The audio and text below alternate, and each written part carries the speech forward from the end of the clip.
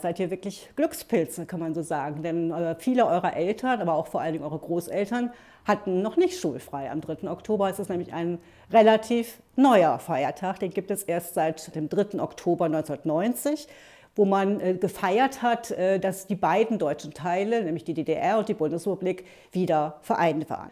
Wie kam es zu der Trennung? Das ist eine etwas längere Geschichte, da müssen wir bis 1945 zurückschauen. Und zwar war da ja gerade der schreckliche Zweite Weltkrieg zu Ende gekommen.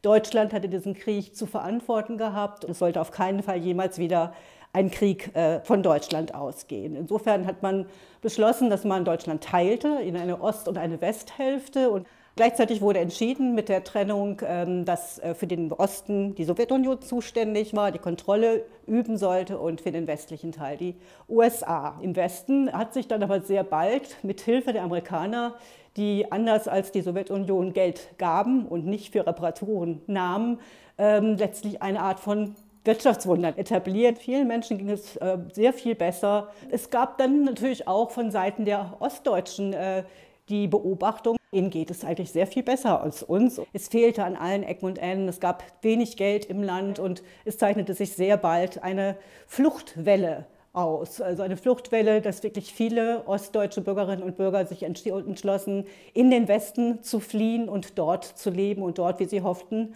besser zu leben.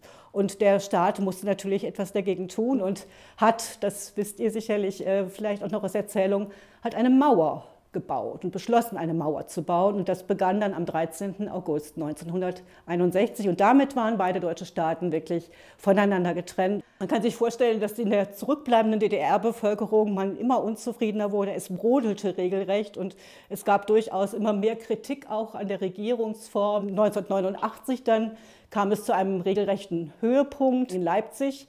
Gingen die Menschen jeden Montag auf die Straßen, erst waren es 100, nachher 1000 und dann sehr bald auch mehrere 10.000 Menschen, die ihren Unmut über ihre Regierung kundtaten. Die haben dann große Plakate hochgehalten, wo ganz groß Freiheit drauf stand. Und dieses Plakat wurde später dann noch ergänzt dadurch, wir sind ein Volk. Die ostdeutschen Politiker fanden das natürlich nicht so besonders angenehm und sie waren auch ziemlich hilflos dabei und haben sich dann doch letztlich entschieden, am 9. November die Mauer ein Stück weit zu öffnen, also den Übergang zwischen West- und Ost-Berlin zu ermöglichen. Das hat man auch im Fernsehen, in der Nachrichtensendung verkündet.